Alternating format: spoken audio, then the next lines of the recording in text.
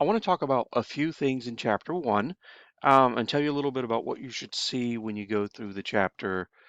Um, One of the things you'll find is when you get to the problems right up front, I've worked a couple of examples, and you'll find then the harder problems, problem 9 and problem 10. I've actually worked most of the way through the problem and left it for you to finish, and so I want you to tackle those. Um, you get 5 attempts at the problems, so this is something you'll get accustomed to. And there's a bonus in this week's problems. Um, First, in this chapter, they want to give you some notion of the size of things. It's kind of important to have a good bit of this in your back pocket. Not necessarily the exact sizes, but a good idea of how big things are, because um, that helps inform decisions you might make about how you want to address something. You know, I like here, this is 100 microns, right? And 100 microns is pretty big. That's a tenth of a millimeter. And so a paramecium, you can see, is pretty large. Uh, an air sac in the lung is pretty large, right? I mean, that's a tenth of a millimeter.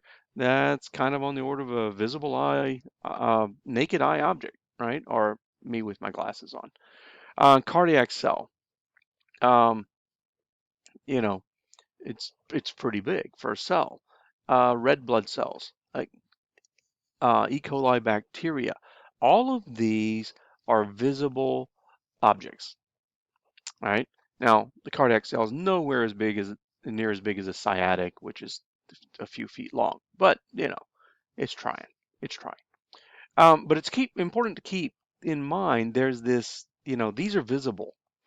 You can stick these under a microscope, right? When we head over into the next group of objects, HIV, hemoglobin molecules, cell membranes, DNA, glucose, there's 100 nanometers. Well, visible light goes from about 400 nanometers to 780 nanometers. You can't see any of these objects under a microscope because visible light still will simply not interact with them in a way that renders them visible, right? You're going to have to use some other type of imaging, and typically we're using electron scanning or x-rays or something like that in order to get to a length scale where we can actually see these objects. Another piece you're going to work with in this is statics. And we're looking at statics in particular in terms of the skeletal system, musculoskeletal system, and some of the stress and strain on the musculoskeletal system. One of the key issues in statics is that we're going to add up all the forces and they have to be zero. Right? We're talking about statics, nothing's moving, forces add to zero. We also have to add up all the torques so that they add to zero. And when you're doing the forces, make sure you think in terms of the components. So you want all the x's to add to zero, all the y's, all the z's. If we take x and we make it on this page go from left to right, and then we make y go up, that means out of necessity that z is coming out of the page because we have a right-handed system, um, a right-handed rotating system. All right. Um, and in this image, if you look at these forces, F3 is positive, minus F1, minus F2, all of that has to be zero if this is sitting still. When we look at torques, right, when we look at torques, um, some of the torques must be zero. And while you probably don't remember exactly what a torque is the result of a cross product. So if I were going to look at this torque due to F2, there's R2, which goes from the point of rotation out to F2. And then there's F2. And then we're going to take the cross product of R2 cross F2. In a more pragmatic sense, all we do is the torque is the distance times the force times the sine of the angle between them. Well, in this case, the distance goes this direction, the force goes this direction. That's a right triangle. The sine of 90 degrees is 1. We don't have to worry about it. If, however, there was some other angle involved, right? And we had some angle theta here. Well, What is F sine theta? F sine theta is just the component of F2 that's perpendicular to R. And so all you're really doing is eliminating the other component because the other component points either along the rod or opposite to the rod and doesn't make it rotate at all. It's only the perpendicular component that makes it rotate. So you're just reducing it down to the perpendicular component, multiply that by the distance, and then you've got the torque. One of the things to keep in mind with torques, a clockwise torque, like F2 would cause it to rotate this way. That's clockwise. That means the torque due to F2 is negative, and a counterclockwise torque, like the one F1 would cause, is positive. So when you look at the sum of the torques, and what's the distance of F3 from this pivot point here in the middle? 0. So F3 times 0 is 0. If you look at this equation for the torque, R1 F1 minus R2 F2 has to be 0. All right, nothing from F3. The angle doesn't matter, the sine theta, because theta is 90. Hopefully that quick review helps you through the problems on torque. You're welcome to ask questions as we go. Another thing that we'll run across, not so much in this chapter and the problems I've assigned this chapter, but we will hit it later on, I'm sure, is that force is work is force times distance, right? And when the force is variable, changes, like in here we've got a graph of force that goes up, right? And then you're integrating. And when you're integrating, you're really just finding the area under the curve here, right? That's what you're after for the force, the area under the curve. And so at some point we'll talk about integrals. We're not going to really do any integrals. I'm not going to be pushing you on that front, but I want you to be able to read and understand what they are. And so we may have some discussions about reading the chapter and understanding what it's trying to tell us.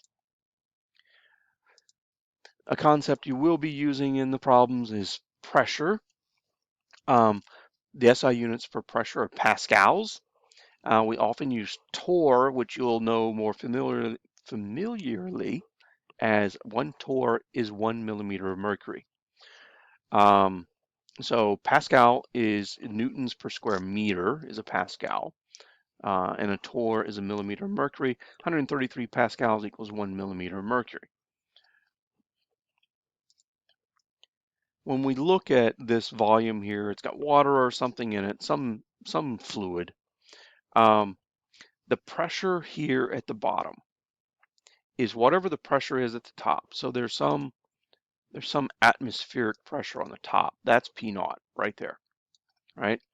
Then there's the mass of this fluid, which is mg. I mean, is the weight of the fluid, which is mg. Well, remember, pressure is force over area, so mg divided by the area gives you the pressure here at the bottom. All right, we got our atmospheric pressure at the top, we got the weight of this, we got the area at the bottom. Well, mass is just density times volume. Volume is this area h times the height. And so we put all that together, we get the pressure at the bottom can be expressed as the pressure at the top, atmospheric pressure at the top, plus the density of the fluid times acceleration of gravity times the height of the fluid or the depth that you're in the fluid. Now, how is this more useful, right, than where we started? Well, it's more useful than when we started because there's no longer a size to the container. This has a particular size to the container. This does not. We've taken the size out, and all that really matters is the depth inside the liquid. So we write this as in depth terms as our pressure is P naught plus rho GD. Likewise, if we think about the atmosphere, and you start from the ground where you've got 1 atmosphere of pressure, and you go up, the pressure decreases as you go up, and so that then becomes P equals P naught minus rho GZ. In this class, by the way, you're going to want to always use 9.81 meters per second squared for the acceleration of gravity. Why? Because I'm having Canvas grade your numeric work and you need to be within 2%. And I'm using 9.81. If you use 9.8, that introduces a systematic error to your calculations, and you may fall just outside the 2% range on some stuff. Viscous flow in a tube. Back when you took physics, we treated fluids as if they flowed smoothly. There was never really any problem. There was no friction. I wish that was the real world, but it's not. And so you're going to see a lot, and you're going to have some problems about viscous flow in a tube. One of the things to key off of is the total current. All right. I think in your text it was called Q. Here in this text it's called I. The total current is the velocity, average velocity of the fluid times the cross-sectional area of the tube it's flowing through. Your total current is in cubic meters per second. Your average velocity, of course, is in meters per second, and your cross-sectional area is in square meters. One of the reasons you want to key off of that is it's very important to think about it in terms of this flow rate of the material. Why? Because the flow rate is constant. If I look here, if I look at this surface right here and call that surface 1, and this surface right there and call that surface 2, the flow rate at the 2 points has to be the same. Why? Well, if I'm throwing in a gallon, cubic meter per second here, there's nothing in here that breaks conservation of mass and conservation of, I mean, matter is neither destroyed nor created in this, right? And so out the other end has to come a cubic meter per second. What's different, though, is the velocity of the fluids. So if you look at the velocities, right, the flow rate is the velocity, average velocity here times its area. The flow rate here is the average velocity here times the area. Okay, that's all great. Now look at it this way. V2 is V1 times R1 squared over R2 squared. Well, R1 is much larger than R2. R1 squared is even larger, all right? And so V2 is much larger than V1. This is what happens when you put your thumb over the end of a hose. You don't change the rate at which water is coming out of the hose. You do, however, change its velocity.